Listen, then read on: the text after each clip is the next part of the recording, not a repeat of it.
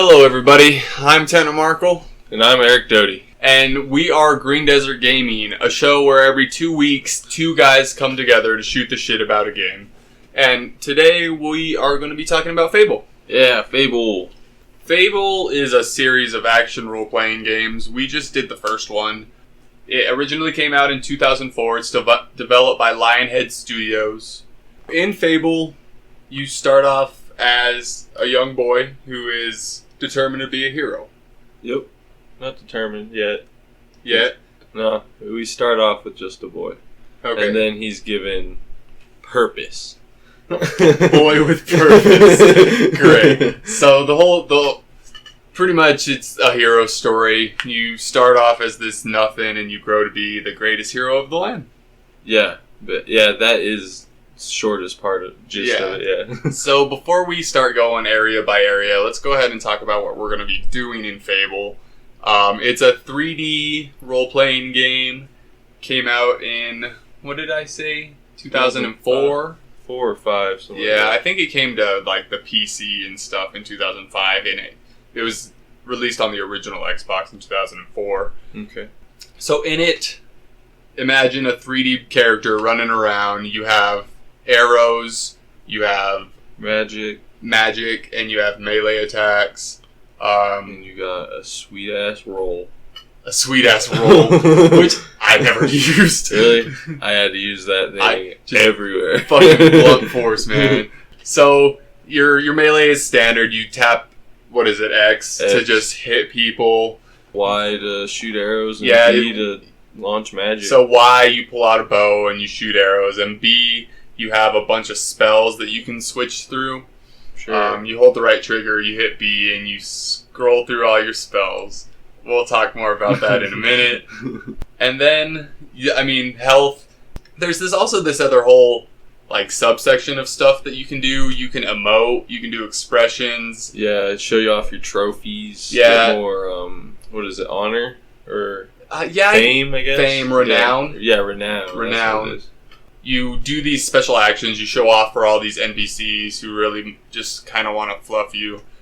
Yeah, and you can fluff them. Yeah. That's another good part of another good point of mechanics in Fable. There's a whole romancing mechanic. Yep. Marriage. All these people that you talk to, all these NPCs that you come up with, you can marry them, and you can have a house, and you can rent out your house in Fable. I didn't mess with that, so. I did a little bit.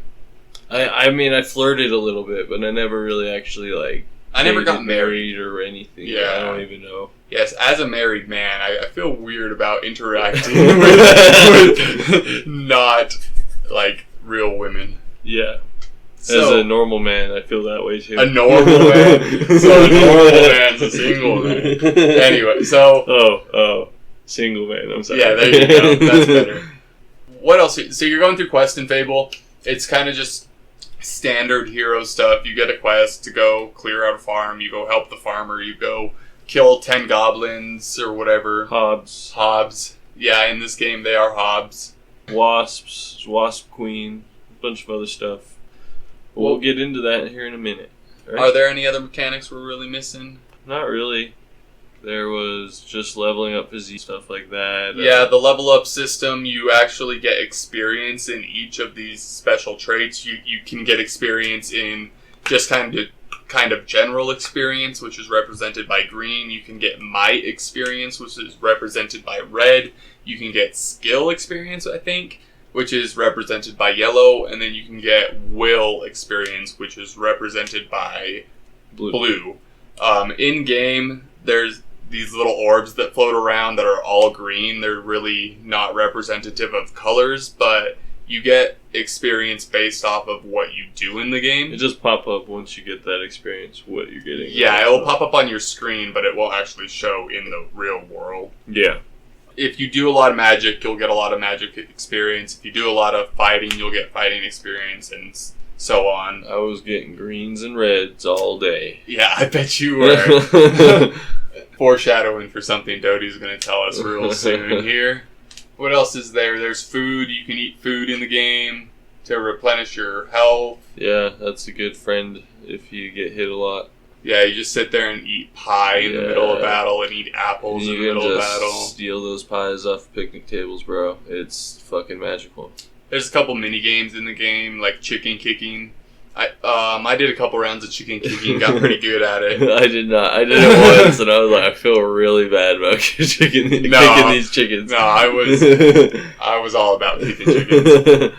And every time you kick chicken, you got less and less renown. It never really mattered for me. Like I guess. Yeah, it never really came to a point where kicking chickens made me a bad person in the game. Fair.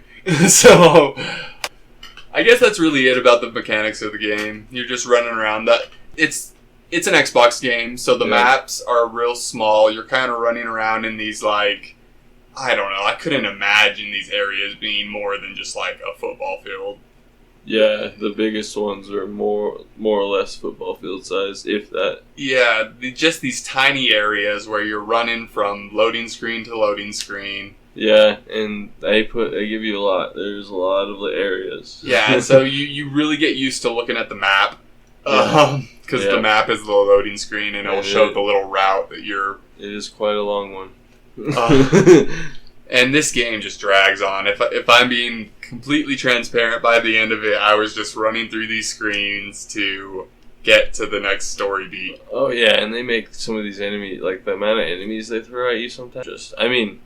The way I was playing, it was unbearable sometimes. I couldn't, these minions that they'll eventually throw at you were just hard, terrible. So, before we get into the area by area, this Albion is kind of what you would expect. It's medieval fantasy, kind of medieval England, I think.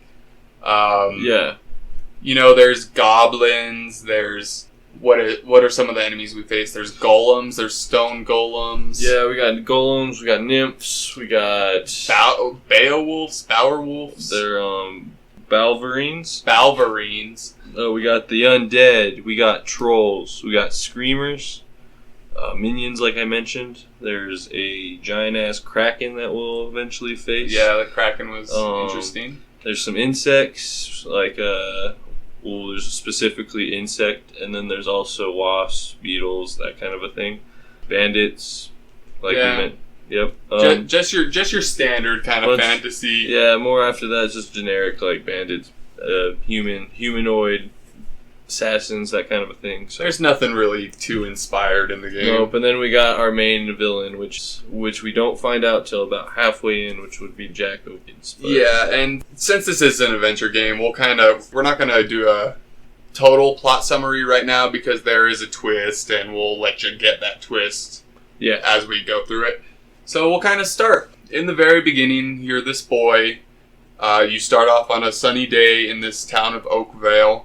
It is your sister's birthday. Yes, sir. And your dad is there. He says, "Hey boy, you forgot to get your sister a present. Yep. You better go around town and do good deeds so you can make money. And for every good deed you do, I will give you a gold piece." Yep. I was like, I need every gold piece you're going to give me, Dad, so... I did all of them. So yeah, you go running around this town, doing good deeds because you need to get your sister a present. Yeah, and when you run down the street, you'll find a couple characters that you'll... just kind of basic, generic little kids and stuff like that they need to do stuff for you. And then there's an adult, I think, that we have to find her husband. Yeah, I have them all written down. Okay. You start off, there's Rosie the stuffed bear. So you have to find this little girl's bear, and you find it by going and talking to her brother, who's being bullied by a boy. Yep. So you beat up the bully, get the bear back from the boy, and give the bear back to the sister. And I think all of that counts as 2 good deeds. You get a good deed for helping the little boy from his bully, and you get a good deed from saving the bear. Okay. For the little girl. There's another one that is keeping watch of the farm goods. Oh, I did that one too. So you have to stand there and watch the crates. And then there's this little kid that walks up and is like, "Hey, there's some good stuff in those barrels. Let's go destroy those barrels, yo." And I'm like, "Nah, dude." And then I hit him in the face. And then I was like, "Oh wait, I'm getting bad renown." I know. I did the exact same thing. Yeah. So this little kid, he's like, hey, do bad deeds. So I punched him in the face. Yeah. And get out of here. you get in trouble for that a little bit. Yeah. I didn't get caught. I just got disliked. Every time, that's one thing we should talk about is the karma. Every time you do something bad, a little karma will pop up. And it will say, hey, you did something good. Or, hey, that wasn't very good of you. Yeah. And that's a big part of the game because you can end the game good or bad. So it just depends. Yeah. And they give you options, missions. And this affects your appearance, I think. Like, if you're really good, you get a halo. And if you're really bad, you grow horns. Oh, wow. I did not know that. Yeah. I don't think I was really good or really bad, so... Yeah, I only realized it because apparently I was really good, and the halo only shows up when you stand still. Oh. So if you're just standing there, your halo will appear above your head. Okay. Maybe I finished the game good, so I might have it, but... Yeah. The game almost wants you to be good. Yeah. The story of the game is for a good hero. Yeah, I mean... Unless... I wonder if there's story stuff for bad heroes. I would have to go back and look. There's quests that you can do for the bad heroes. And does that I wonder if that affects like the main, like, so at the very end, does it affect the main story? The last story gives you a good or bad I assume it would. Choice anyway. Yeah. Even if you're good or bad, you can still end up being bad. But we'll get to that. So there's another one. You have to find the layabout husband. You talk to this woman. And turns out her husband is off doing stuff. Who knows what he's doing right now? Who knows? So you have to go find the layabout husband, and you go up the street and turn to the left behind the house, and there's this man speaking with this woman behind the house. And if you sit there and listen to them, they're just kind of... He's wanting to fornicate with the woman. Let's just say it that way. And he's really trying. Yeah. And if you go interrupt him and mention, hey, I'm going to tell your wife, he's just like, don't do that. I'll give you a gold piece if you don't. So the game has, like, it gives you equal reward for doing bad stuff, it seems. Like, yeah, you can help the kid and you probably get a gold piece. You can help the husband and you can probably get a gold piece. Yep. If you help the bully, you probably get a gold piece. Yeah, I'm sure. But I did all the good stuff. Yeah. So I told on the husband, I guarded the crates, I returned the bear, and I helped the kid from the bully. Yeah, I did all good stuff in this one. There are a few times where I did a few bad things, but this time I did good. And after you do all this stuff, you turn in the husband, the layabout husband, and his wife goes over there and freaks out on him. And, what are you doing? Yeah. I'm leaving you. All that nonsense. Yep. Taking all your money. Yep. Which is good. Yeah. Bastard. I think you end up getting 4 gold pieces, something like that, 4 or 5. And you go down to the local tavern, and there's this merchant sitting outside. He just so happens to have some chocolates that you can buy from him. Yep. Delicious chocolates. Or just so happens to be 5 gold pieces, which was it 5? I thought it was 3. I think it's 4. Because I only got 4. I think it's 4. Is it not 4? Or is it 3? I think it's 3. You don't have to do everything. You don't have to do everything, so you buy the chocolates, and you take them up to your sister, who is just... chilling in the fucking hayfields. Yeah, in the hayfields, right? Just chilling there. Yeah, you kind of go out of town a little bit, and she's in the hayfields next to a scarecrow. Yeah. And I remember now. She actually was hanging out there because she had a dream that she was standing there when all of the stuff that we're about to mention goes down. Oh, so she had like a vision, and now she's there because she's like fulfilling her part of the vision. Yeah, she was basically like, why did I have this vision? And then you show up, and then she's like, oh, it's starting to come true right now. And then it does. Oh. So, and that's when the bandits attack. Yeah, so you go... Oh, that's... Before we get to the bandit attack, I want to talk about the kids in this game. What about them? So I was playing this on Fable Anniversary for the Xbox One. Yep, me too. Which has all the DLC and stuff after, which I don't think either of us really touched on. No, I didn't really want to. I was almost done at the end of it. Yeah. The kids in this game, their eyes, the kids look freaky. They are just demonic. Did that not stand out to you? That didn't stand out. That didn't stand out to you? No. Oh my god, like your sister, her eyes are huge and it looks like they are equal with her forehead. Yeah. And her forehead is huge and it's just creepy. Look up Children in Fable 1, and it's nightmare fuel. I'll tell you. I had a special note here to talk about the kids with their soulless eyes. Dang. So, I mean, good thing they get rid of that later. Bandits come to Oakvale and burn and kill everybody.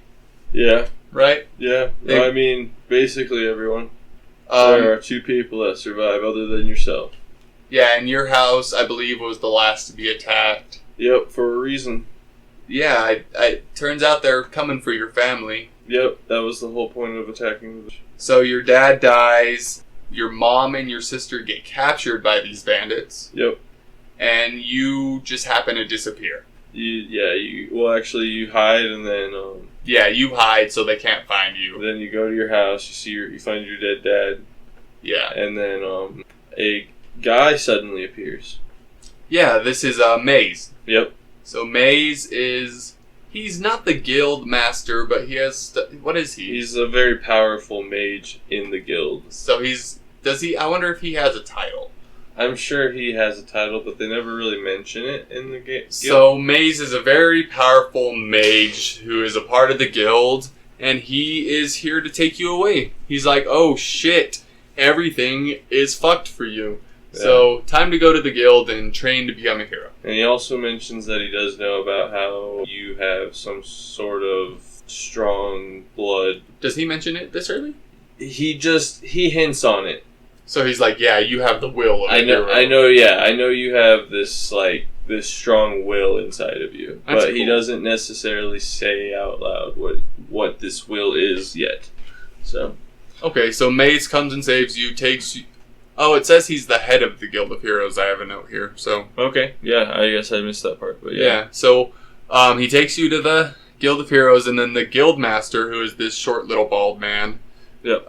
He takes you to your room and informs you of your roommate Whisper, who is this girl who is training with you. Asshole. You don't like her? I hate Whisper. I hated Whisper. Did you? Yep. I bet you don't like her brother either, Thunder? I hate Thunder. Thunder's a little bitch. Oh, God. That's funny. So Whisper and Thunder, they're these two kind of just born and raised heroes. Thunder is like, didn't he win the arena? Yeah, he's just arena champion. The champion of the arena. Very strong. And boy, is he cocky about it. Yeah, he loves to just flaunt that shit. So you're roommates with Whisper, and you go to bed for your first night or whatever, wake up, and you are tasked with doing dummy practice. And then there's a couple tasks that I have here. Yeah, so there's also a little bit of a time lapse in this time. Like when you first lay down to when you wake up, it's been a time lapse. Oh, is it? And you've actually been there for a while. So you're kind of like a teenager now? Yeah, more or less. Okay. So you actually kind of see it because you've grown in height a little bit. So there's this running gag that you're always late for everything. So Whisper wakes you up. She's like, hey, race me to practice. Yep. And you guys start this race and you run through the guild, which, man, I had such a tough time traversing the guild. The maps in this game are not that great. They're static maps. Yeah. Where your guy moves around. Yeah. And the map doesn't. You gotta look at where your arrow is pointing, not where the map is facing like we're used to nowadays. Yeah. So it takes some getting used to, and I had a hell of a time. I don't think I ever got used to it. I got used to it by the end of it. It started getting pretty easy for me, and I also had ran through like most of it already because they make you go back to a lot of places. Yeah, naturally to say, I did not win this race with Whisper. I won every race. So I'm a winner of races. Winner of races. Oh, that's my title. I want to know what your title is. Oh, you do. So you run down, you go to dummy practice, this is them teaching you how to attack. They give you a stick, and they're like, alright, go and get in this ring and hit X a lot. Beat the shit out of Whisper. Yes, sir. No, not yet. You start on a dummy. Oh, yeah, you do. You punch the dummy, and then they're like, alright, that's not good enough. Here's a stick. Then you beat up the dummy. Yep. And then they're like, alright, great. Here's Whisper. Yeah, now... Yeah. And this is where you meet Thunder. Yeah, after you beat the shit out of Whisper the first time. Well, you hit her once. You get a good couple hits on her, and then Thunder walks up and is like, "No, you can't be letting him do that to you, Whisper." Little farm boy or something. He calls you a farm boy, I think. Little chicken chaser. So Thunder doesn't start off on a great foot. Yeah. Neither does Whisper from the beginning. Whisper's kind of a dick right off the gate too, I think. But yeah, I didn't like just the way she talks to you when you're in your quarters. Like when you first wake up and she's like, "Late again, are we?" Like, I was like, "Fuck you, bitch." I'll sleep when I want. That was when we got off on the wrong foot, and then everything after that was like, "I'm gonna beat your ass," and I'm like, "I'm gonna kill you." That's funny. Wow. So a little foreshadowing. So you do the dummy practice, you do the race. There's this thing you can pick up apples.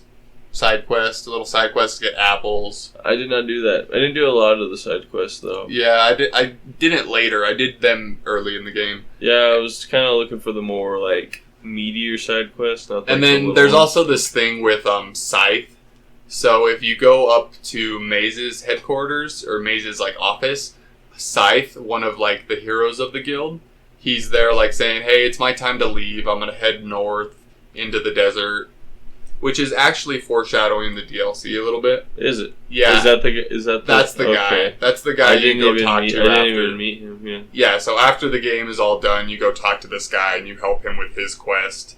So it's just really early foreshadowing for that. That's cool. Yeah. They probably just took that as, like, it's lore, but now it's going to be our DLC. Because I feel like I don't think they planned it 100%. I don't know if they did or not, but I feel like the Lost Chapters came. I don't know when the Lost Chapters actually came out. I don't know if they had that planned or not. It was pretty quick. Yeah. Okay. So after this, the Guildmaster tasks you with killing 10 beetles in the forest. Yeah. So you run into the forest. You run around with your stick with your newfound powers of kicking Whisper's ass. Yeah. And you go kick some beetles' ass. So you run in and you kick 10 beetles, like just the boringest quest. Go kill 10 beetles. Yeah.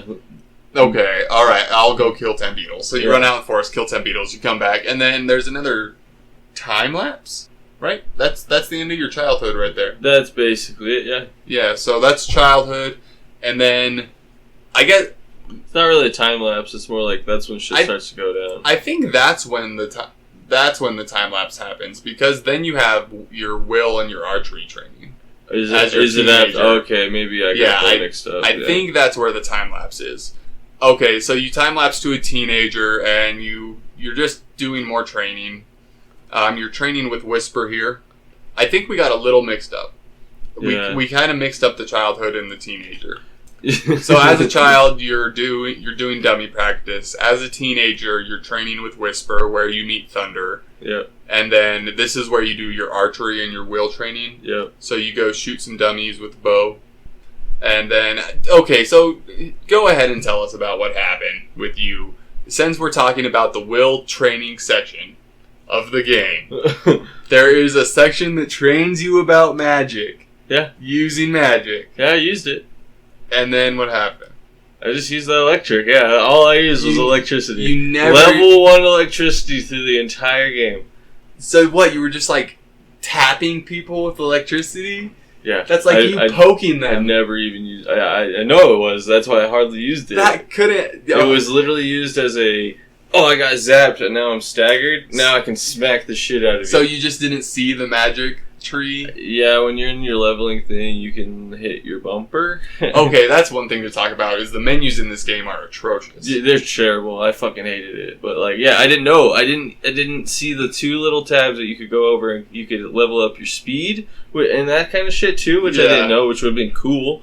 Like, I would have been able to run through this fucking shit a lot quicker. Gosh. And then you could also level up your magic and get new spells and all sorts of spells. I could not. All sorts of spells. I didn't find out until I finished the game, folks. I don't think we'll talk about every spell, but there's like electricity, there's fire, there's fire blast, there's divine energy, there's raise soldier, there's like summon undead, there's a lot of magic in the game. At the end of it, I found out some of the cooler ones. There's a double arrow.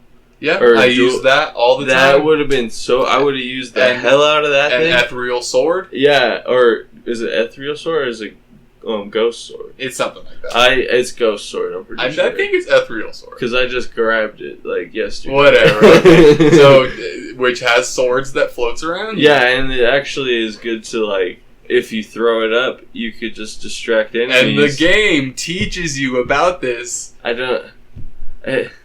It does not teach you where the tab is. It doesn't tell you where this tab is. I guess. It just says you can level up at here. And I'm like, okay, I thought it was just the 3 level ups. But you never saw, you never saw the blue side or anything? The blue side never went up, so I was like, I guess I'm just not using magic enough. And I was like, well, shit, so I'm not going to use it enough. Dude.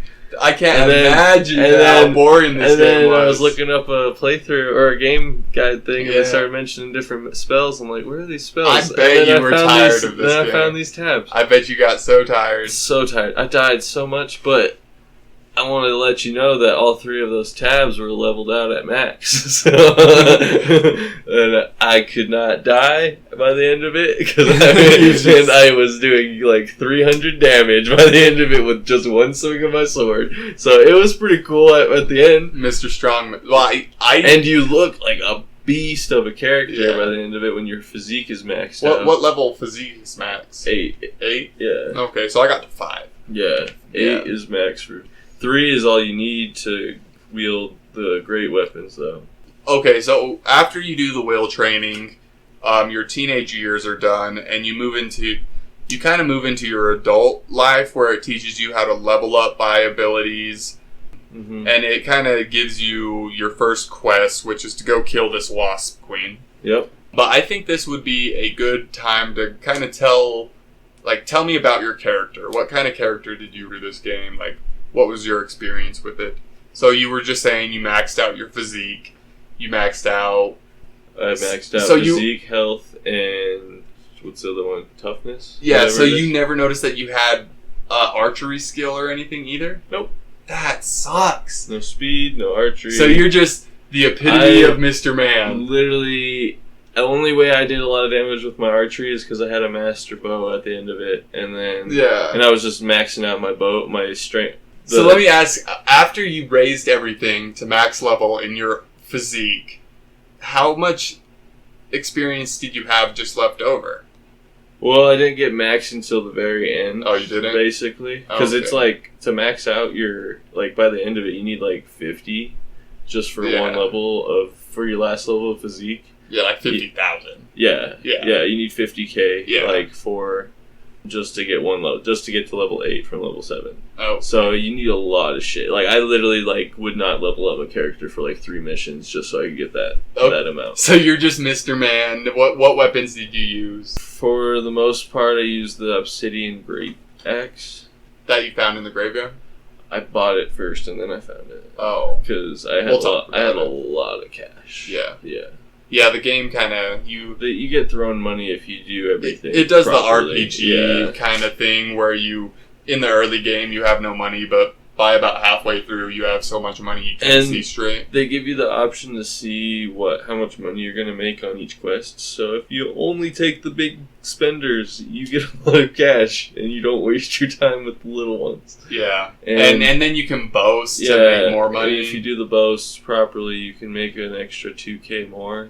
Yeah. And then there's also something I'll mention later that's kind of a oversight by the game, but it's utilized by everyone. So are you done with your character? I mean, my character, that's all I did. It was just, I was big, beefy, I got the biggest fucking armor I could find, the biggest weapon I could find, and I just ran and killed everyone. Nice. And then if I couldn't kill him, I ran away. So my character, I got my physique and my toughness and my health all up to level 5. I got my speed. There's 3 of them. There's like speed, guile, and like accuracy, I think. I got all of those up to level 4 or 5. And then in my magic, I had the dual arrows up to level 3 or 4, which gives you like 4 arrows or 5 arrows that shoots people. And then I had my ethereal swords, which I had at just level 1, so I only had 2 swords that followed me around. And then at the very end of the game, like right before I took on the main boss, Jack of Blades, I upgraded this magic called Divine Power. which you sit there and charge it for a second, and while you're charging it, you're getting hit and stuff. But as soon as you drop it, all the enemies float up into the air and just take as much damage as they can, and it's pretty much a one-hit kill on most enemies. Dang. Yeah. That's how my sword was by the end of it. Yeah.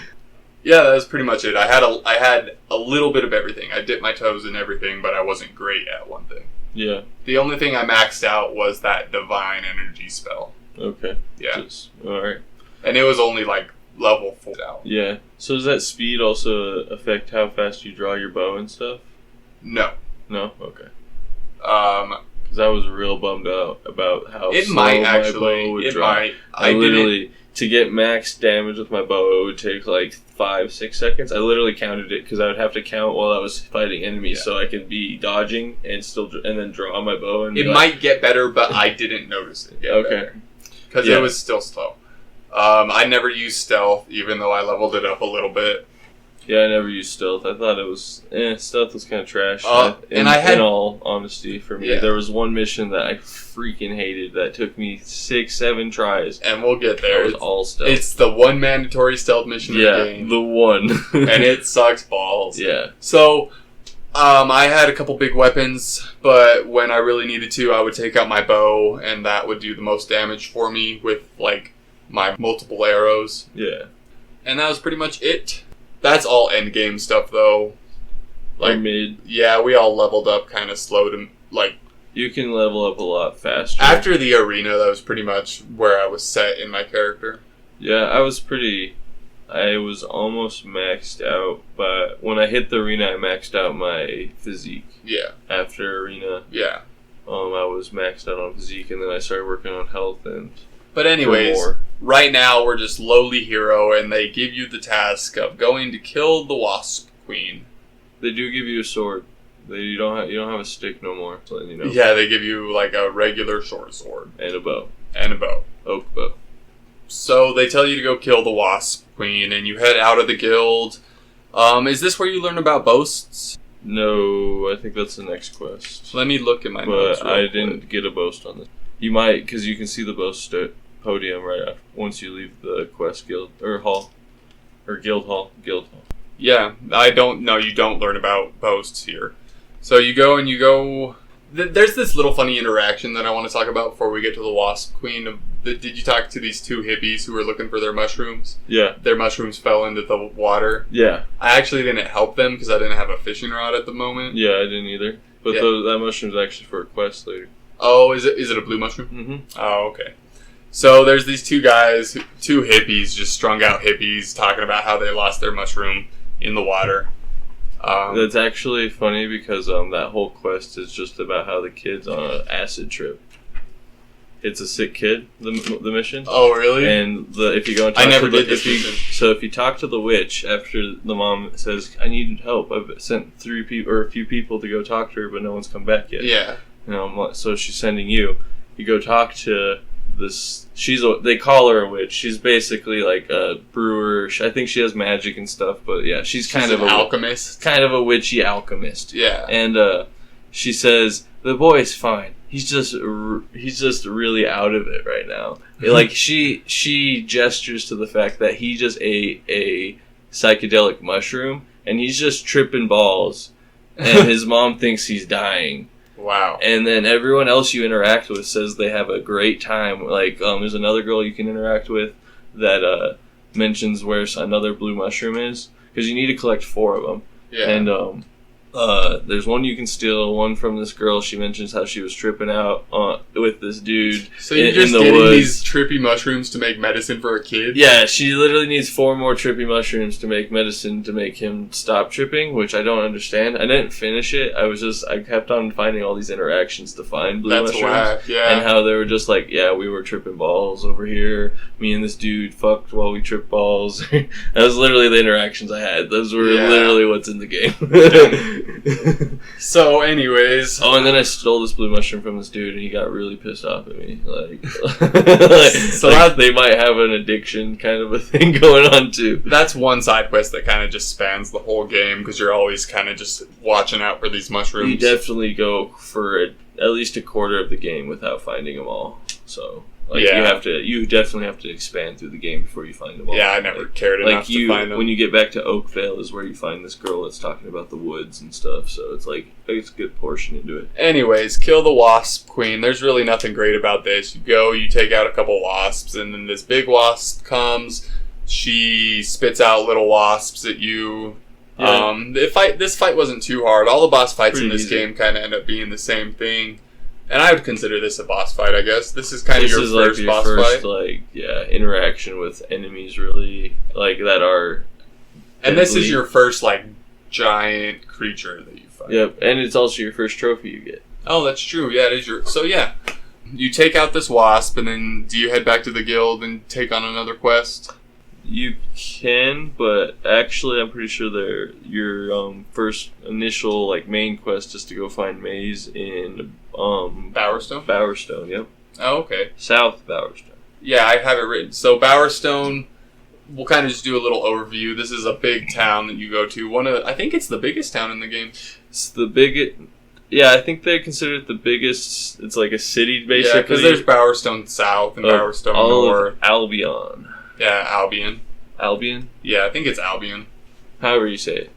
Anyway, so you go to Bowerstone. It's just a normal town. You have a barber. In every town, major town, there's a barber, a merchant, an inn, a blacksmith. Yeah. Or trader. Yeah, and then just a kind of bunch of random little traders. Yeah. Not every town has all of these, but you should at least have a tavern and a store of some sort. Yeah. If not two. Yeah, most towns have at least a couple things in them. Because I know I went to a few that only had a tavern and just like a rinky-dink like store that you can just buy potions and food at. That you couldn't sell your equipment or anything like that, which was kind of annoying.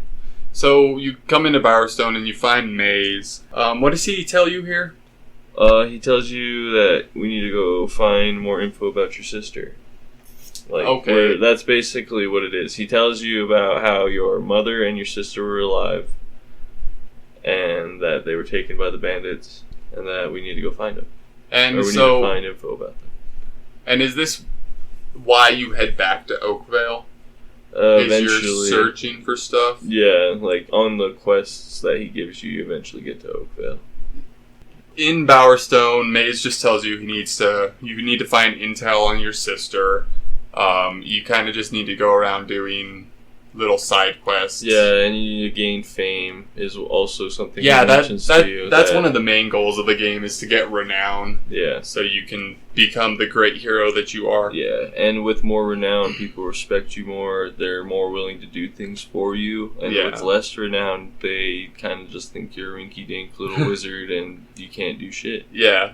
After this, he kind of just lets you go, and you're kind of set free into this world. You have a couple little side quests you can do. Yeah. You can run around Bowerstone. You can kind of go explore the areas outside of Bowerstone a little bit. Yeah, there's these, what are they called? Demon doors? Yeah, demon door. Yeah, demon door. I think they're demon doors. Yeah, that you can go if you talk to them, they give you hints on what you need to do, or they tell you specifically what you need to do. And each one gives you a task like, hey, I like seeing fat people. Yeah. So be really fat in front of me. So I'm sure you just gotta eat a bunch of food. Yeah, you get really fat and you get in front of him and he'll let you in. Yeah. There's another one where you gotta do something evil in front of, and I just assumed you probably just needed to bring someone you could have follow you and kill them. I think you just kill someone in front of them. Yeah. And I couldn't get someone to follow me, and I kind of gave up before I really tried hard enough. I didn't. But if I could not do the demon door right there, I didn't do it. Yeah, I didn't. Yeah, they weren't. And I assumed all that was behind them was probably some like gold and probably some silver keys. Yeah, probably silver keys. There's probably a couple master items behind them. That would probably be a good idea. Yeah, that would probably be where you can get master items. That's where free. You get the best armor in the game, the best weapons in the game. What's the best armor in the game? It's like a Dark Knight set. There's a Dark Knight set and a Light Knight set. Okay, I had the dark plate. Yeah, dark plate. Okay. Yeah. Then I had. That's one of the best. I just didn't have the helmet or the pants. I just was lazy and didn't want to go back and buy the pants. And Ooh, never found the helmet. I didn't really care too much about armor. I finished the game in a guard outfit. Cool. Yeah. Dope. I wanted to look dope as shit. So I spent my guy a lot was of my cash goofy on that. looking as hell. Yeah. I had a ponytail for half of it. Man, I had some dumb haircuts and a back too. tat. So actually, speaking of dumb haircuts, here in Bowerstone, there's a side quest. Did you do this one where you go talk to the guy and he's like, "Hey, my daughter would love to have a man, but she only likes men with this haircut," and he gives you the doofiest looking haircut. So you go and you get the haircut, and you're like, "Oh, I look stupid, but it's for this girl, whatever." So you go back to the guy, and he's like, "Oh, that looks great, but my daughter only dates people with this mustache." And he gives you like this super dumb handlebar mustache. You go get the mustache, you come back.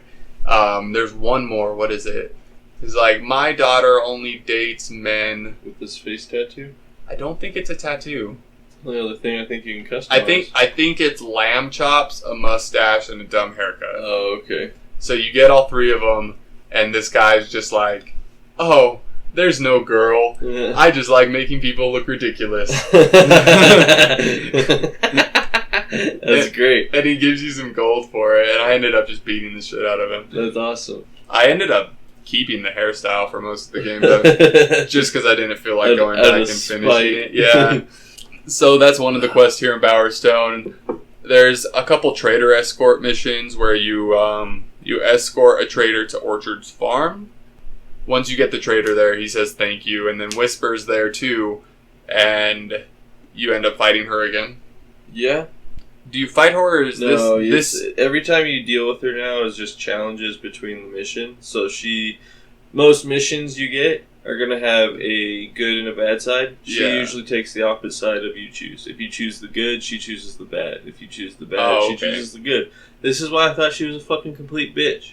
I never noticed it the whole time. Yeah, like, there's, when bandits raid, you can choose to defend what they're raiding or get on board with what they're raiding. I got on board a lot of the times, and she was getting on board with the people she was this defending. Quest is to help Orchard Farms because they're under siege by, what are they called, Hobbs? Yeah. Okay, so you go and you take the escort, you take the trader to Orchard Farms, and Whisper's here, and you end up fighting a bunch of Hobbs, and it ends up being a competition with her to see who can kill the most Hobbs. Yeah, and you have to beat her or you don't proceed, which is and shitty. This is hard, yeah, too. It was a little hard. Whisper, especially if you don't have magic. Yeah, Whisper can just kick ass. She's kicking Hobbs, and her Hob count goes up. And she'll just murder your Hobbs. You'll get them almost dead, and then she'll be like, smack, alright, that one's mine. Before this quest, you learn about boasts. Boasts are this thing that you can take to augment your quest. So I did this quest naked. I took a boast. Yep. I took a boast that required me to be naked for this quest. I would basically take every quest except for that one because I got tired of being naked every time I played the game. So I just said screw the naked one, but I would take the no damage, the other ones, because this one had a no damage one. This one had a beat Whisper by 10 Hobbs. I could not imagine doing that. Yeah, that was the most money though. I think there was one other one, but I can't quite remember. Well, anyways, I did this naked. Sounds like you did this naked. Yeah. I never did any boasts after this. I didn't need the money. I didn't need the renown. I mean, it was easy money sometimes, like, because sometimes you wouldn't take a lot of damage. You wouldn't take any damage, or sometimes it would be like the trader escorts. It was don't let them take any damage or don't let them die, that kind of thing. So that was easy cash. So I would just take it. Oh. And so I'd get like an extra K or so. Yeah. So I ended up not needing it, I guess. Yeah, you don't really need it, but it was nice to have, and especially since he ran in guard armor, which you get pretty easy in the game. I ran around in dark plate, which I bought. Yeah. So I needed the cash a little bit more. I guess so. I guess there are benefits to doing this, turns out. And you can buy a lot of health potions, which I needed a lot too. So after you take on Whisper and you're killing all these Hobbs, you beat her again, help Orchard Farm, and then you're given this other task, a trader escort through Darkwood. Yep. And Darkwood is kind of just like your average dark forest. It's got some pretty crazy enemies, though. It does. It has Balverines. Yep. And Earth Golems. And the undead. Oh, does it have undead? Later, but yeah, it has the undead in it. So you're going through Darkwood, you're escorting these traders, all the while taking on Balverines. Balverines are basically werewolves. Yes, I think that's just a different play on werewolf. Yep. Yeah. This is your first experience with Balverines, and they were pretty scary to start off with. Did you so when you're escorting 2 traders, but you find that another trader is stranded in Darkwood? Oh, right. Did you take him on, or did you leave him stranded? I did take him. Did you find out what happened later? He turns into a Balverine. Yeah, so they tell you, they basically explain, if you get bit, you turn in to a Balverine. Oh, right. So, like, it's werewolf. Okay. So you can take on this trader. Later, he turns into a Balverine. You kill him, and you make your way through Darkwood, and you end up in this little camp, Darkwood proper. Yeah, is that what it was? I think it's just Darkwood, yeah. Yeah, Darkwood Camp. Darkwood Camp is literally what it's called. Yeah, they didn't get fancy with the names in this game. Trust me. So you take these traders to the Darkwood Camp. They say thank you, and at this point, the Guildmaster says, I think he says like, come back to the quest for more, or come back to the guild for more quests. Well, this is actually only the halfway, because you have to get all the way through Darkwood. When you talk to these guys, you can buy stuff and you can stock up, and then you got to keep going because they are trying to get to Oakvale. Oh, okay. So you go through Darkwood, right? There is a little halfway point. That camp's the halfway point, and then you got like 3 or 4 more areas you go through where you fight a bunch more Balverine. Okay, so you go right at the end of. Oh no, I think it's right before you hit the camp. That dude turns into a Balverine. Okay, so you go through a couple more areas, and you end up at the Barrows Fields, which is the camp outside of Oakvale. But right before that, you have to... Yeah, it is. But in Darkwood Ware, right at the end entrance, you meet a new enemy, which is a very big enemy. The Earth Golem. Yep. So the Earth Golems are these enemies that don't move. They stand in one place. Pretty much, yep. They throw rocks at you. Yep. And if you get close to them, they do this, like, radius, like, area of effect. Yeah, where it just makes rocks come out of the ground. Yeah. It's a pretty small radius, but you can get hit. And these things are terrible. Fuck these things. Because I never dodged. Which is, you have to dodge. You have to dodge. If you're playing this game, you have to get used to that right bumper button. Yep. Which I did not. Especially if you're only going to do physique. Yeah, I would imagine. So these guys were pretty... This was my lesson on rolling. I would stand in the back, roll left and right while shooting arrows in between. Yeah. And these guys are just... God, You can also do electricity while rolling. It does not stop your electricity attack. So you can just roll, electrocute. How long did it take you to beat this first one, you think? It was easy for me. I was really good at rolling already. But they just have so much health. I feel like they could have half as much health and do just as fine. Yeah, they could have. The ones that really affected me were later in the game, but... Yeah, I feel like these things, it took me like probably 5-10 minutes just to... I wasn't getting hit or anything, but just to kill it. Just the pure amount of health it had took me forever. Yeah. And I think they're called trolls, too.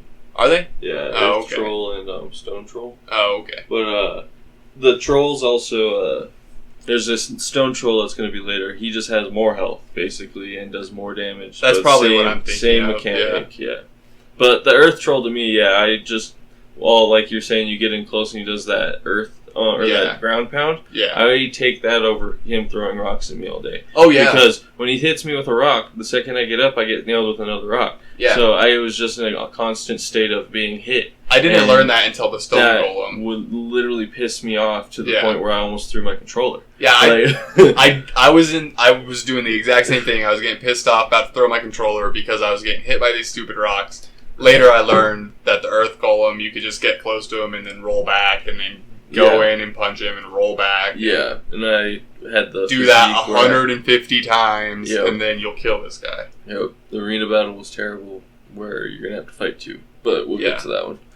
So after you make it through Darkwood, you kill the Earth Golem. You make it to the Barrows Fields, like I said earlier, which is this trader camp outside of Oakvale. Yeah, and at this point is when the Guildmaster... I don't know if he gives you this quest directly or if you have to go back to the guild and then come immediately back to Oakvale. Because that happens a lot. Yeah, I mean, I'm pretty sure he says there's quests available for you at the guild, and then that Maze wants to talk to you. Yeah. So you can go into Oakvale and talk to Maze, and then you can travel back to the guild. I traveled back to the guild, then went back to Oakvale and talked to Maze. Yeah, so you're teleporting back and forth. But the good thing is that time. they give you, I wouldn't say a decent amount of teleportation areas, but they allow you to teleport quite a bit. Yeah, fast traveling is okay. And you can teleport from wherever you're at to wherever there's a teleportation, podium. You have this little medallion on you. What are they called? They're called what? Cullis Gates? Oh, Cullis Gates, yeah. Cullis Gates. Yeah. So these are your teleportation. So you go back to the guild, you get more side quests if you want to do your side quests. And most of these side quests have an evil and a good version, like Doty was saying. Yeah. I didn't realize this. You can take both of them. Yeah, and you can choose to do one or the other. And then you can go back and do the other one, I'm pretty sure, sometimes. Okay. Because I still have the quest for, like I had attack bandit, or attack town with bandits, and then help town, yeah. Town it's like bandits. help Orchard Farm, help Darkwood. Yeah, something like that. It's all these little locations that you can help traders. Yeah. So you talk to Maze in Oakvale, which is your hometown. You made it back to your hometown. Yeah, which I didn't realize that halfway. Like, I went and talked to Maze, and then I was running around. I was like, hey, this is where I grew up. You didn't realize it? I didn't realize it until I was like, oh yeah, this is Oakvale. Oh yeah, holy shit. Yeah. And then I went up to my old house, and you can actually buy that house. You can. That's the only house that I bought, and the only house that I leveled up all the way. Oh, really? I didn't know you level up houses. Yeah, you can decorate them more fancy. Oh, okay. Yeah. So I figured it was really only useful if you married people, so I was like, I'm not going to spend my money on a house. I rented it out, and I just made money off of it. Oh, you can make money off of them. That would have been nice. In Fable 2, there's like a whole economy based I knew that, and I knew you could do an economy in this game about it. I didn't think it was there's a little bit here, but it's not as necessary as it is in Fable 2. Like, I knew Fable 2 is like, you can just make bank if you buy everything. So, when you're talking to Maze, he says, I think I found your sister. Yeah. She is at this bandit camp. Twin Blades bandit camp. Go find her. Yep. He gives you... Actually, I think he doesn't mention it's your sister. He says it's a seer. Oh, a seer? And I think he's more thinking that she'll have answers for you rather than it being your sister. Because I think he's like amazed that it is your sister. Okay, so May sends you on this mission to find a seer. Sends you to this bandit camp, Twin Blades bandit camp. And you end up going through these areas. I don't think there's really... At this time, you can go to the Grey House, which there's these chests around the world that have a certain amount of keys you need to unlock. You find these silver keys throughout the game. They're one of the collectibles. I'm pretty sure every chest needs at least one silver key if it's just brown. Really? And, yeah, because I think... I don't think so. No? Maybe not. So. I might be wrong. I just know I found one silver key right at the beginning, and I never needed another... I never used another key unless it said I needed 5, 10, or 15. I think it's only the gray chests that matter. Okay. There's these chests that have a number, and you have to have that amount of keys to open it. At the Grey House, there's the 10 key chest, and there's a bunch of zombies and fairies. There's nothing really you can do here, but you come back here later. Those are the nymphs I was talking about earlier, too. Those fairies that you mentioned. Oh, okay, nymphs. And the undead are the zombies, of course. Oh, okay, so just that. There's also... the Fable name for them. Yeah, and then what I also forgot to mention in Darkwood is there's Screamers, too, which you'll encounter later, too, in later missions that we have to go back to Darkwood. What's a Screamer? It's a wraith, basically. Oh, right, so it's a Banshee. Banshee, yeah. Banshee is the best name for it, because it's literally just a specter that screams and runs at you and attacks you, and when you kill it, it just makes a blood-curdling scream, which is really cool. I really enjoyed the audio of those enemies. Yeah. The audio that they put in. I didn't later. They're fine when you first find them, but later on when you're just murdering them and they're just all over the place. Yeah, it gets annoying, but still I had an appreciation for that type of audio because it really sounded good and scary. Yeah. Like blood-curdling. And we should talk about this more towards the mechanics. I'll actually make a note here real quick. The voice acting in this game, I don't really enjoy it. They went for like a Cockney English kind of thing for most of the characters. Oh yeah, just the like base like speaking like yeah, they definitely used a lot more just overall from the English like just overall the whole comedy in this game is generally like toilet humor. It's really, and the voice actors are just like Britishy like voice acting and that kind of stuff. Just really, really over the top English. I don't know if that goes to the creators, if they're English, or if that's just the way they wanted to go about it because they thought that would be a thing like that. I'm not too sure about that one. Yeah. If you guys know, let us know. We'd like to know that shit. What else do we got? As you leave Oakvale to go head to this bandit camp to find your sister, you go through a couple sections, and then you're tasked with sneaking into this bandit camp, or else they will raise the alarm and shut the camp, and you can't make it in. So this is the mandatory stealth section that we mentioned earlier, and this fucking sucks. I mean, Fable is doing a lot of things, and it does a lot of things halfway decently, but I don't think it does stealth well. No. Especially how you get caught. What I found out with the 20 fucking playthroughs I had to play with this thing of walking and getting caught by hiding, standing there hiding, and then they would just turn around the corner and see me. It was like they had like those headlocks, like modders just headlock onto you, you know? It was like I was just like, what? Yeah.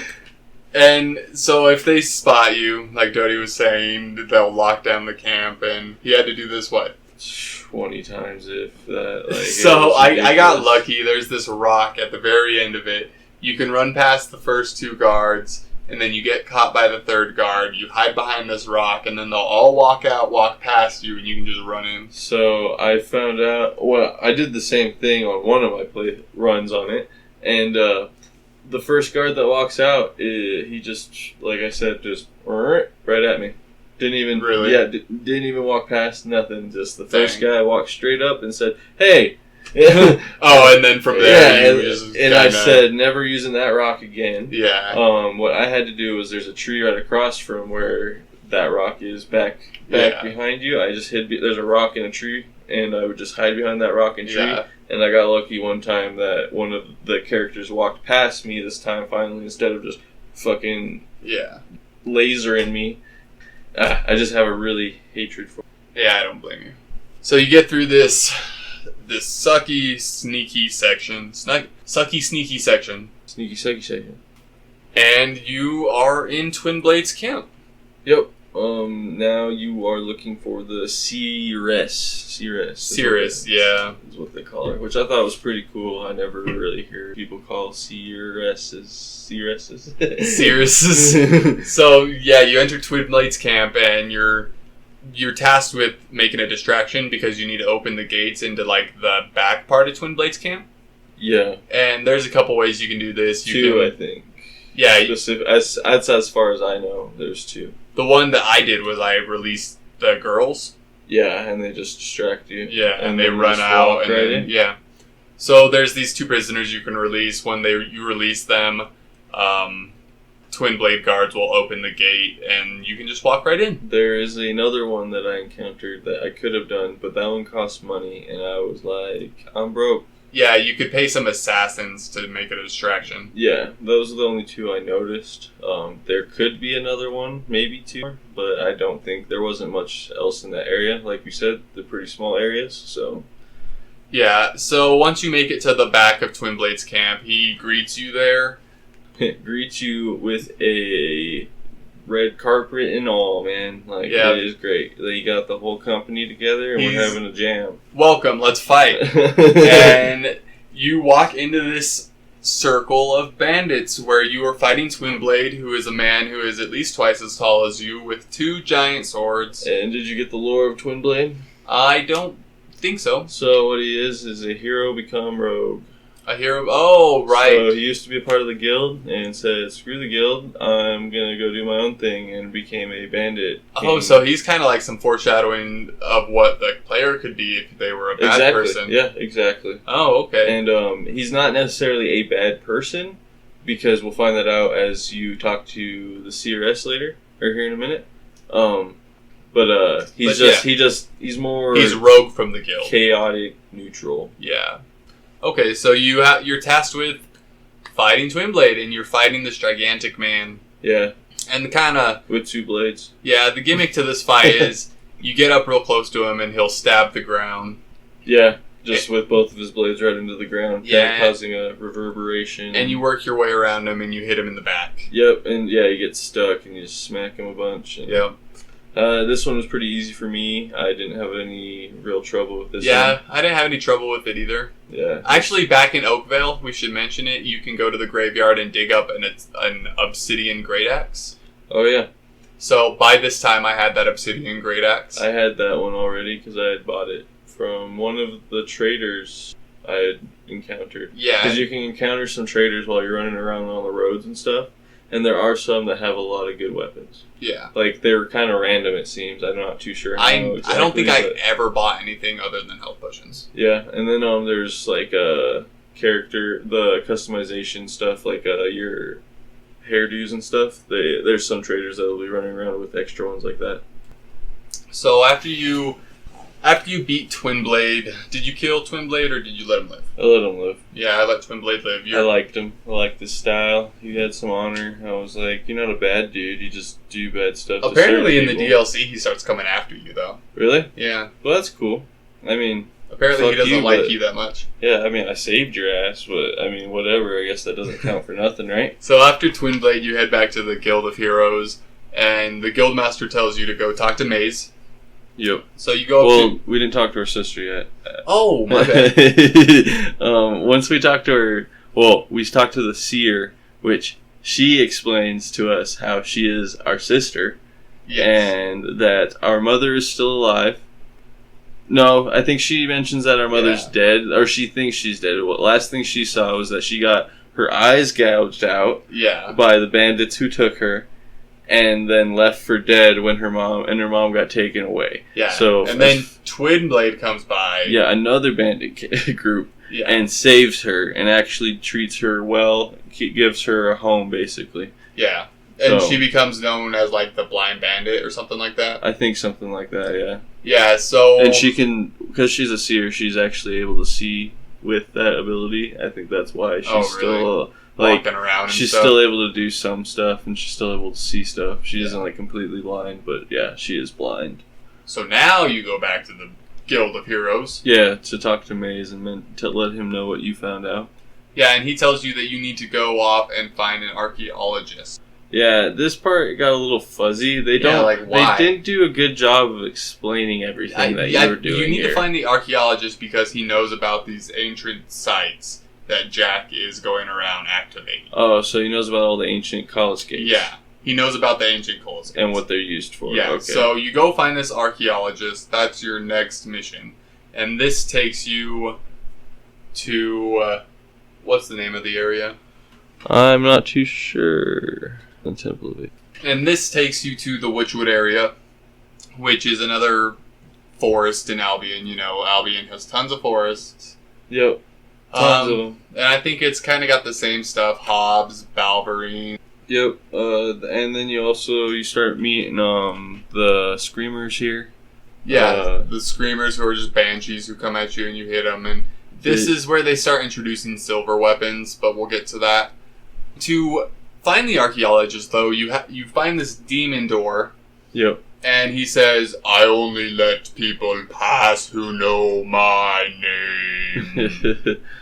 And there are these 4 stones that are down the road a little ways that you have to hit in order to spell out this demon door's name. Yep. Did you do anything funny here? I hit them until I got it right. So, the letters that you can hit are S, T, I, and H. And so the door's name is Hits. Yep. Hits. But there is a little bit of an Easter egg here if you spell out the word shit, S-H-I-T, 2 Balverines come down, and you have to fight 2 Balverines. Nice. Maybe that's why I had to fight 2 Balverines, because that was the first thing I did once I realized the letters I had to work with. So if you do any other combination, it doesn't matter, but if you cuss, it will send enemies after you. Okay, that made sense. I mean, no, I was wondering, I was like, did I just miss these guys? Like, alright, cool. So you spell out this Demon Door's name, Hits, you go back, talk to him, he lets you in, and this is where the archaeologist is. This old man who knows about these ancient Kolis gates. He berates you a little bit. He's like, oh man, now if you can find me, that means Jack of Blades can find me. And he pieces out. He's like, alright, I'm gonna go find another hiding place. I have told you what I know. Yep. So after this, you go back to the Guild of Heroes, and your next task, I believe, you're headed to Knothole Glade. I think your next task is to help defend Knothole Glade from the Balverines. Yeah, I think you gotta do some missions and stuff, and your sister and Maze are kind of figuring out where to find your mother? Yeah. Like, they're searching for your mom. They're figuring out everything, like, because they know something's up. And so you have to go defend this little town in the Witchwood area called Knothole Glade. You go there, they're under siege by Balverines, so you help them, you kill all the Balverines, which is something like, I don't know, like 10 Balverines you have to kill. Yeah. They let you in, and they tell you of this terror, the Great White Balverine. Yep. And this quest has like a little bit of a story behind it. You gotta go talk to this lady, and how does it exactly flesh out? So, you agree to go hunt the White Balverine, and you go and talk to the widow of the hunter who hunted the White Balverine originally, who was the only one known to take one down or do damage to it. Yeah, he's like an ancient hunter who took down a White Balverine. He was known to be taken out by it long ago, and this was the widow of him, and we thought that she would have info, which she did. And she gives us a silver augment. And does she tell you what the Balverine is here? Not yet. Okay, so you get the silver augmentation, put it on your weapon, which allows you to do more damage to things like Balverines.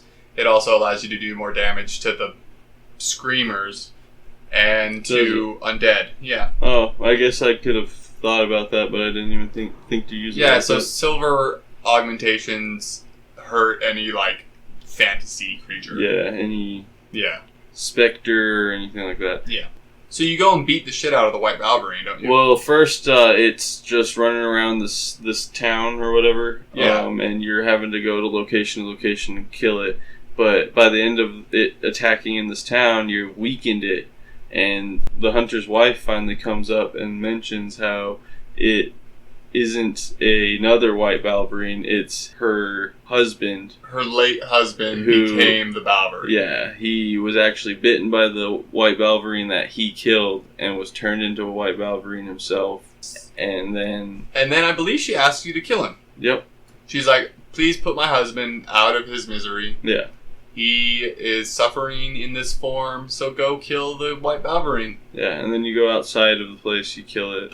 Come bring it back. And these monster battles, we would touch more on them if we could. They're really not much. They're stand in a circle with the monster on the other side. Hit it, dodge. Hit it, dodge. Exactly the same thing for every one of them. Every fight in the game. I mean, some of them have a bit faster attacks than others and shit. Oh, so it goes hit, dodge, hit, dodge, hit, dodge. Or dodge, dodge, dodge, hit, or get hit, dodge, get hit, dodge. Yeah. Like, and these things, they will stun lock you too, so you get hit, and then you'll get hit, and then you'll just keep getting hit. They mainly stun lock you with quantity, not their attacks. I mean, some, like we were talking about the trolls. That's a good point. The trolls have attacks that will stun lock you with just their one throwing attack.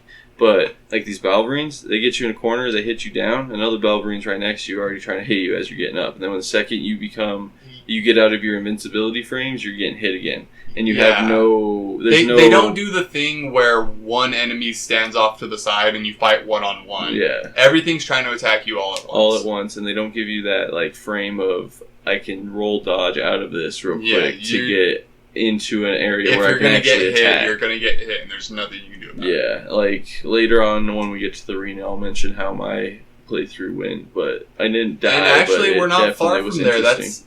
Speaking of the arena, that's where we're headed to next. We take out the White Balverine, and then we are tasked with headed to the arena. And that's because when we killed this White Balverine, the chief of this town says that we basically got enough renown, and he knows that we've taken out this White Balverine, which he couldn't even take out, and he gives us the seal or something to enter the arena. And that's where we're headed next. And actually, before we head to the arena, actually no, it's after the arena. No, I apologize.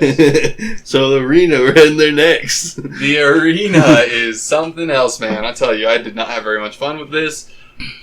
Yeah, I really just found it kind of too long and tedious. It's a lot of fights that I've already been doing, just kind of jam-packed into one session.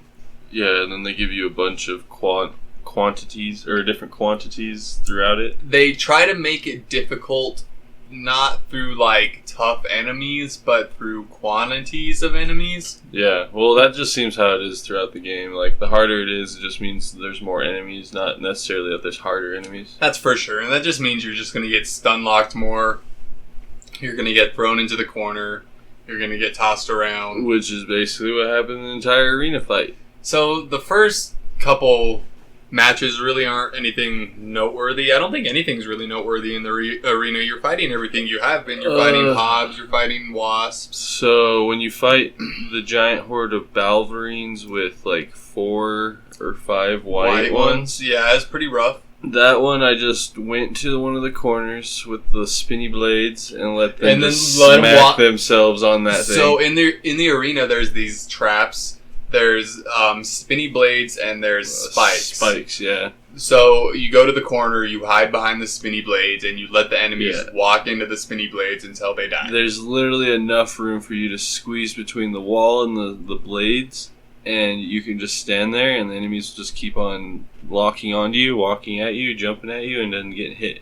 And it's not a quick death. Like, it is tedious and slow and just... And you might as well... I used my level 1 electric the entire time and my arrows. That seems so boring. It was terrible. That's why I spent an hour. Wow. I only spent probably like... I bet I spent like 35, 40 minutes. Yeah. So probably a little less than you. And then you fight the Balverines. I can't tell you any other fight other than the 2 stone golems is how much of an impression the arena left on me. Yeah, that one was terrible. At the very end, I think it's the last match. Second to last. Second to last because you fight Whisper at the end. Third to last. There's one more before Whisper that's pretty noteworthy. What is it? A giant spider.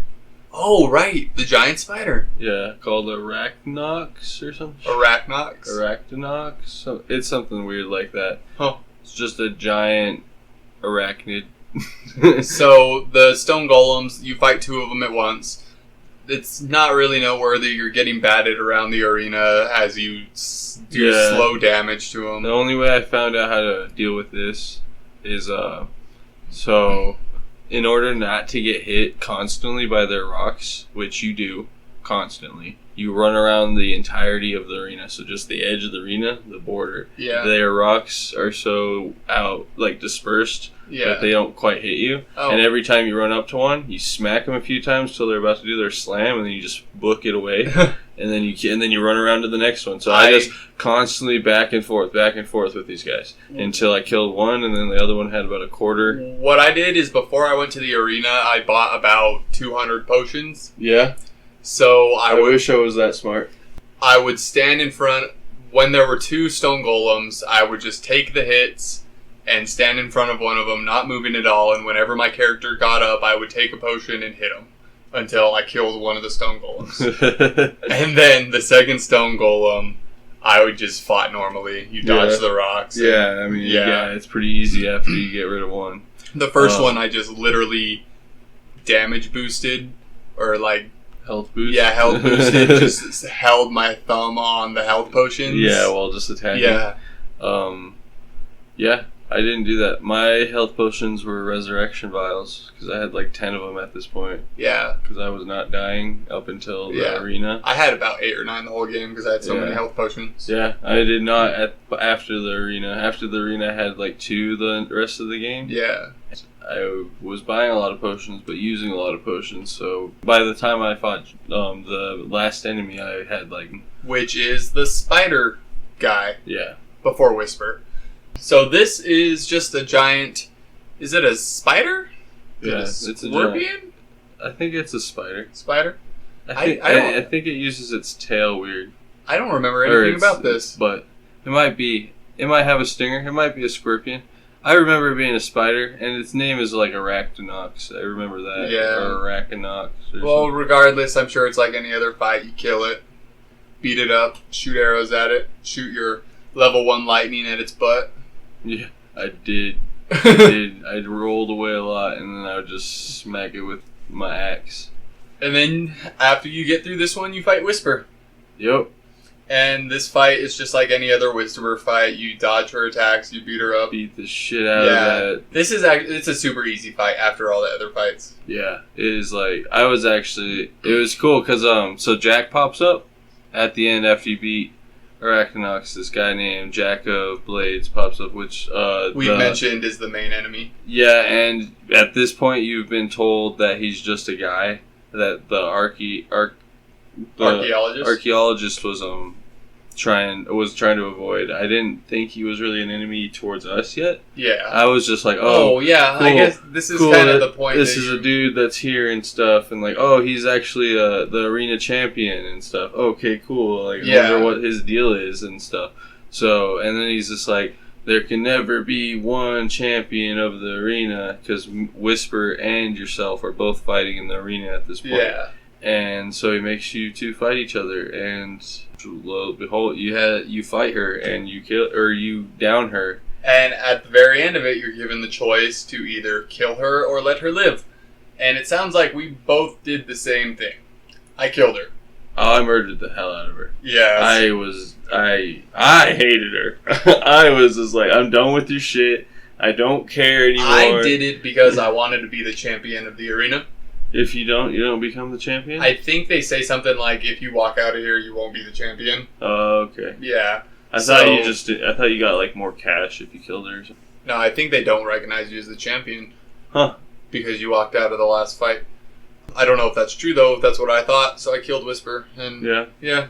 That's why you killed her? I killed her because she's dumb, huh? Yeah, she's annoying, but... Anyways, after you either kill her or let her live, you're done with the arena. Yep. And something says, like, meet your sister at the Grey House. Oh, well, when you leave, you talk to Jack of Blades and Thunder. Yeah. And Thunder's like, no, you killed my sister. You suck. I hate you. I'm going to get you. And Jack of Blades, I think it's Jack of Blades, says, calm down. You don't need to do any of this here. Like, he's better than you anyway. Kind of a thing. Like, that's more or less what I got out of that.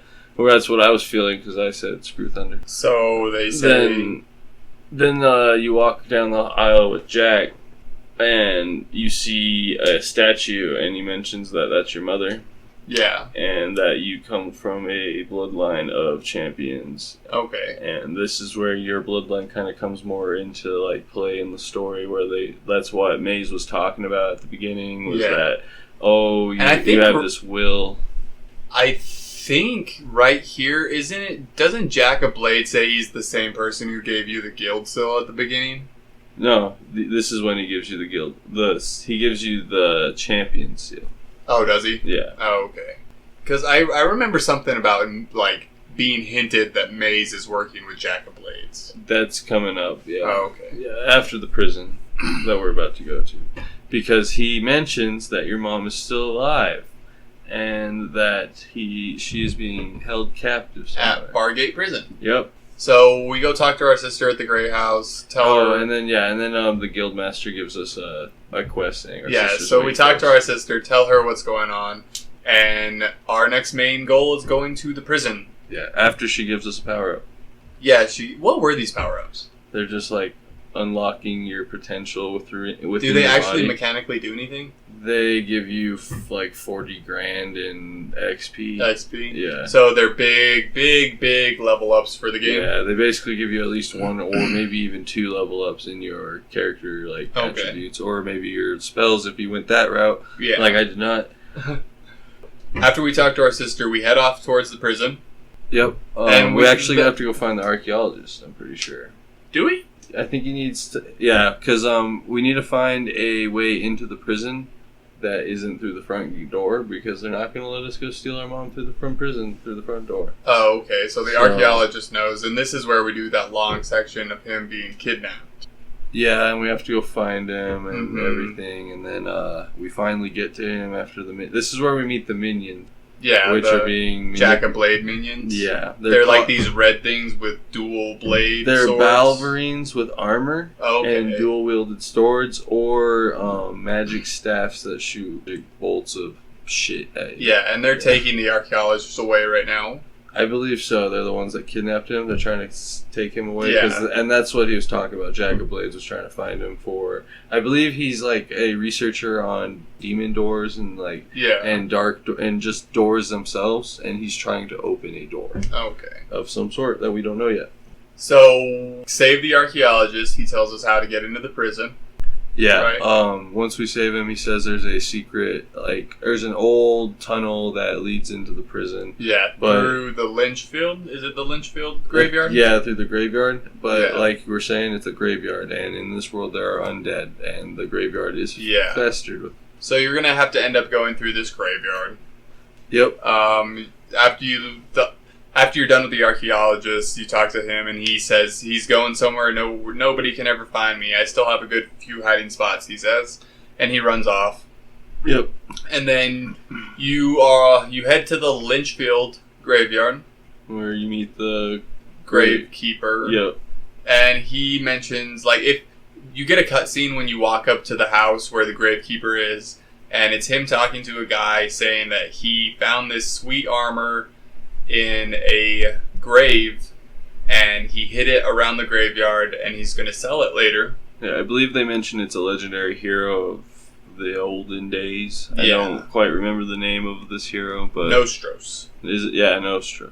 After they say, oh, someone's listening, and they leave, the gravekeeper says, oh, you're a hero.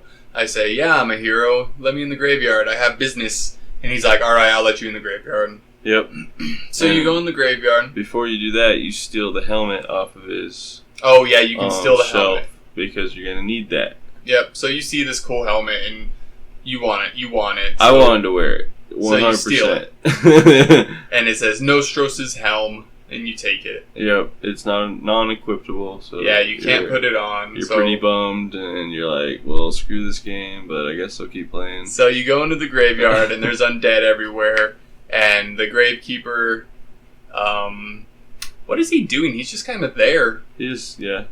While you have to find this armor, you go to the grave that you're looking for, you end up opening the casket, this ghost tells you that, hey, find my armor, this guy took it. Yeah. And you're tasked with going around the graveyard and digging up graves and finding armor. Yeah, there's 4 pieces. You got the helm, the chest, his sword, and his shield. Yep, and they're all just 2 are in actual tombs, I believe. Yeah, 2 are in tombs. One is in a diggy hole, and 1 is in the lake. That means actually 1's in a tomb because 1 was on the shelf, which was the helm. Oh, right. So 1's in a tomb, 1's in the lake, and 1's in a diggy hole. Yeah.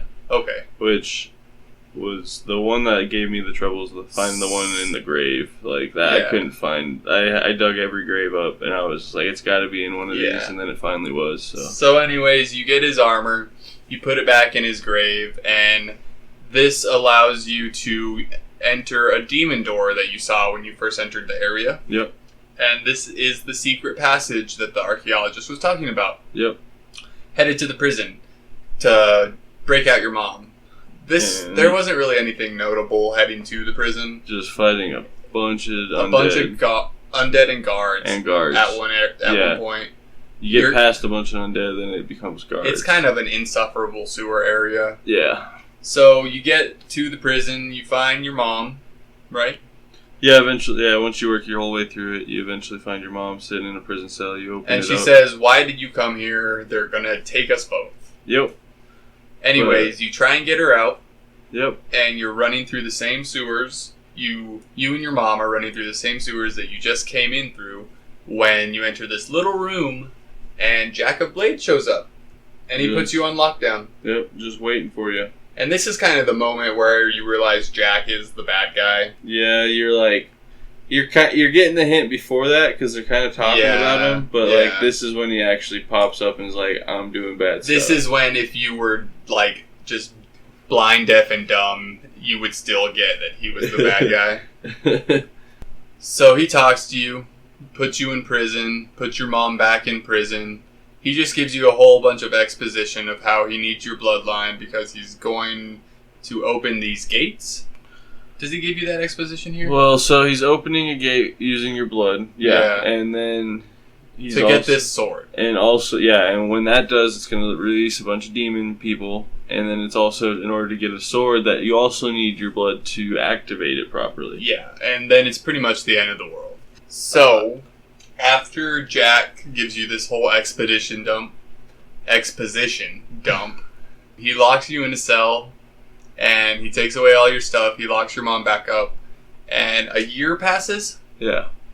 And when you get control back to your player, you're in a cell, and you're put on display almost for the enjoyment of the guards.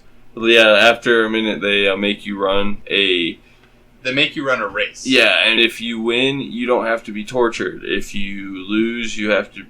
Or if you win, you don't get tortured, but you get to listen to a poetry slam. Yeah. And if you lose, you get tortured.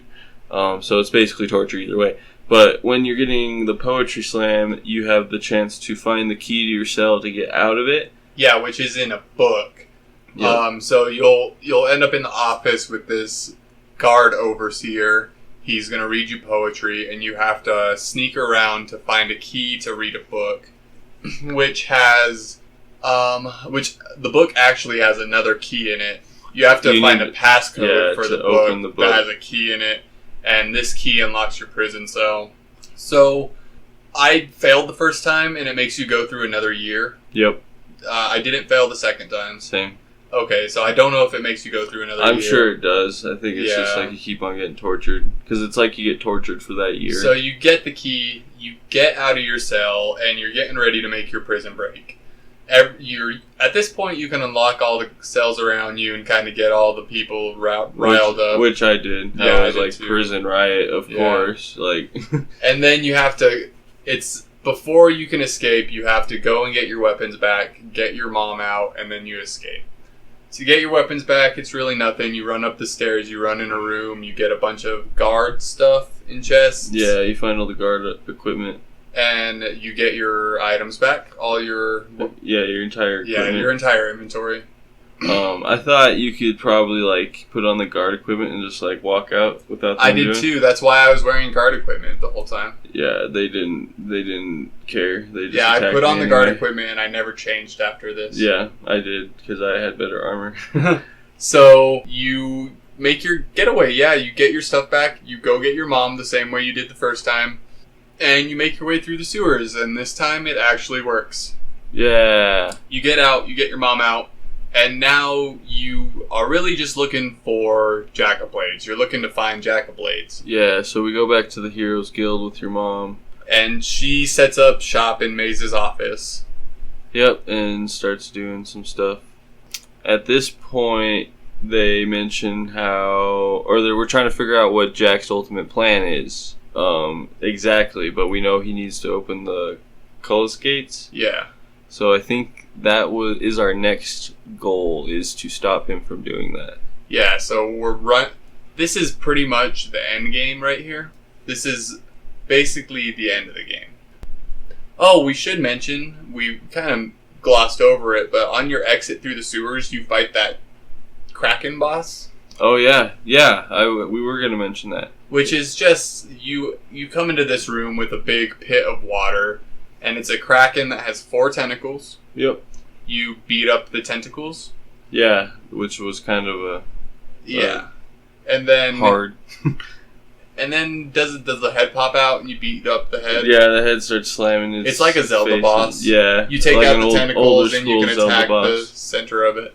Yeah, Wind Waker. That's Anyways, one of them. So Jack is running around opening all these Colossus gates, and your goal is to stop him. Spoiler: you don't.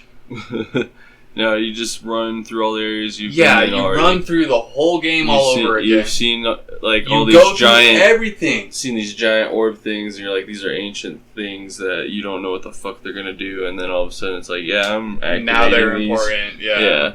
So yeah, and you just have to fight a bunch of minions and enemies that they've already thrown at you. The first one, Jack says you suck and disappears. The second one, Jack says you suck and disappears. And the third one, Jack says you suck and disappears. After running around for half an hour killing enemies and chasing Jack, the guildmaster finally says, hey, come back to the guild. You need to go into the champion... Oh, you need to go into Maze's office. Go into Maze's office. Yeah. And when we go into Maze's office, because Jack has opened this portal now, or all 4 Colossus gates, and something's happening. And Maze has become evil. Yeah. And what he has done, I believe, is taken your mother. Yeah, Maze kidnapped your mom for Jack of Blades. Yep. And your sister. Your mom and your sister. And they have taken them to the coast, to this lighthouse. Yep. And you're tasked with going there, killing Maze, and getting your mom back. Yeah, you want to go get your mom back. And I think we mixed up a part. Did we? I think Maze kidnapping your mom comes before Jack activating the gates. Well, shoot. Sorry about that, folks. So Maze kidnaps your mom, you go and kill Maze, and then Jack starts activating all the gates. Yeah, because now he has your mom and your sister's blood to utilize those gates. And after you run around...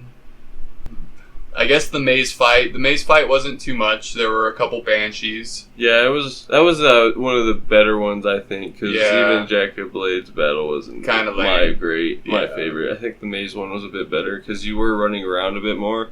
He was teleporting and throwing enemies at you, and there's banshees everywhere. I enjoyed it a lot more. This is what we were talking about earlier with the banshees getting annoying, them screaming and yelling. Yeah, all it is just them screaming at you and you one-hit them. And at this point, I have been a lucrative person and bought a soulless greatsword, which is better than the master greatsword by 100 damage. Wow. So, and then it also comes with sharpening, health, and fire augmentations on them already.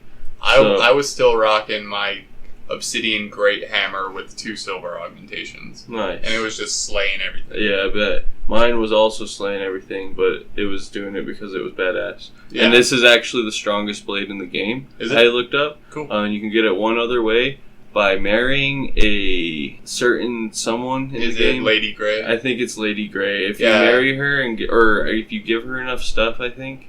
Lady Grey is the mayor of Bowerstone. She is one of the special romantic interests in the game. Okay. Well, she'll bestow you the Soulless Greatsword, but it won't have all its augmentations. It'll just be a base Soulless Greatsword. But it's still great. Still strong. Well, anyways, you kill Maze. Yep. With 3 hits. You chase Jack. Yeah. To the Colossus Gates. Like we were saying. And then the Guildmaster calls you again. And he says, come back to the guild. It's time to fight Jack, basically. Because actually the guild is under attack right now and is on fire. Yeah, because Jack needs into the guild to activate what he's doing. Yep. So you go to the guild and you go to the Hall of Champions? Hall of Heroes? Something like that. I can't quite remember the name. And it's this big... It's a giant room with paintings of all past heroes on the walls. Yeah. And this is where Jack has your mom? Your sister. Your mom and your sister. I think your mom's dead. When does he kill your mom? When he starts activating the gates? Yeah. Okay. Because I think he kills her when she steals them both, and then he's just using her blood to activate the gates. Okay. And then he knows he has your blood and your sister's blood at their disposal. Doesn't he kill her right here to get the sword? Oh yeah, I think he kills her right here. Yeah, he kills her. Yeah, that is what it is. So you run into the Hall of Champions, and Jack-a-Blade kills your mom to get her blood. To activate the sword of something that we don't even know. It's all of a sudden this is a sword that's of importance. Yeah, out of nowhere, this super important sword that can open a gate to basically the apocalypse is here. Yep. And you have to fight Jack-a-Blades. And they may have mentioned this in some other lore part of the game or something that we didn't see, but it's basically, it should be more mentioned before. It's nothing it's nothing that just playing through the game you can pick up on. Yeah, you gotta actually if delve. It is in there. Yeah.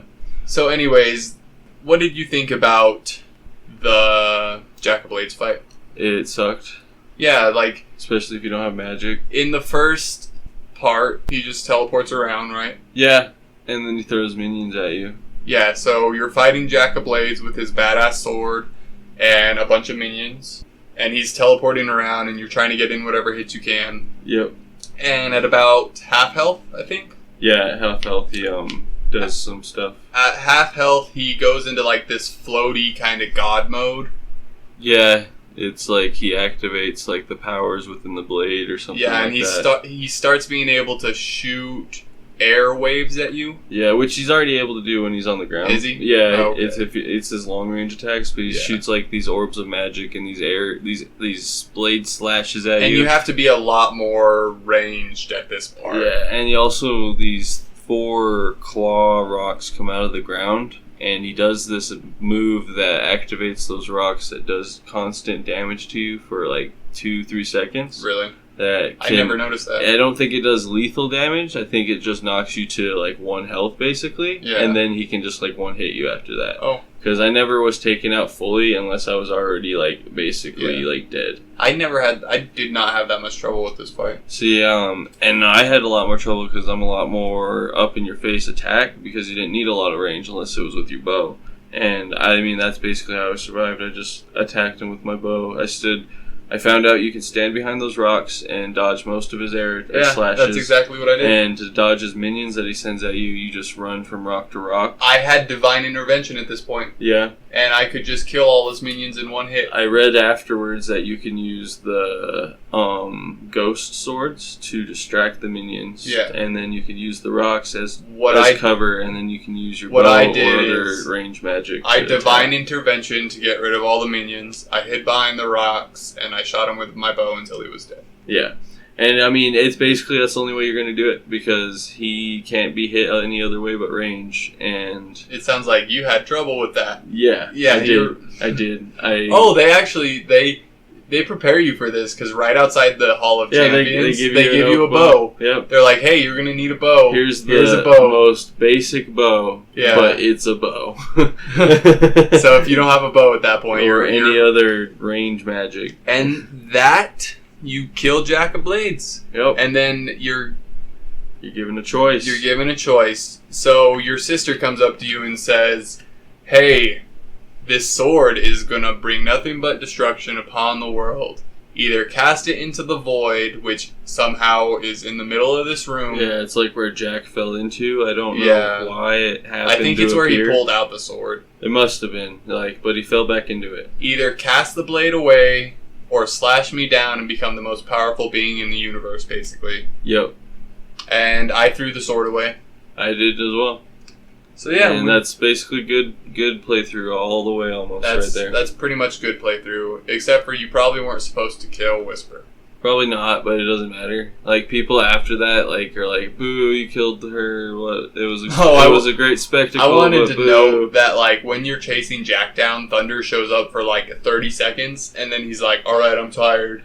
Oh, yeah. I think it would happen either way, because he just shows up, he's like, I don't like you, but we needed to get this done, and then 2 screens later, he's like, alright, I'm gone. He runs through the Hob Cave, and then you get to the end of it, and Jack poofs to the guild, and then you're dead. So and then either kill your sister, throw the sword away, and that is Fable. And it ends you on this cutscene of how great of a hero you were, saving the land and all the inhabitants and whatnot.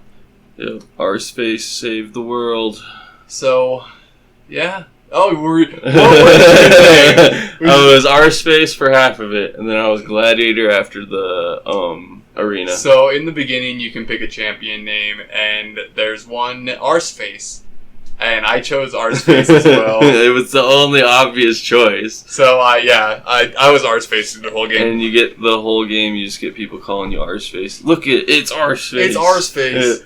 Yay, Arseface! He saved us. The great hero Arseface. Yep, it was great, and I loved it. That's like one of the best parts of it. Oh, I'm like, you loved the game? Not necessarily the game, just the Arseface. So, on the wrap up here, I feel like the story really came out of nowhere. Combat wasn't terribly fun for me. Yeah. It was very just... I bet this game was great 10, 20 years ago. 10, yeah. When it came out. When it came out 15 years ago, it was great. Clearly, I mean, they made two other games, and they're even... Yeah. Like, it has a legacy of doing great, wonderful things, but this one, going back and looking at it, it was kind of boring. It didn't hold up, is all I have to say. So, if you listen to the first episode, we are ranking every game we've played on the show. And I am putting this one in second place behind Dishonored. Yeah, that would be the same for me. Dishonored, I had a lot more fun. Gameplay was a lot better.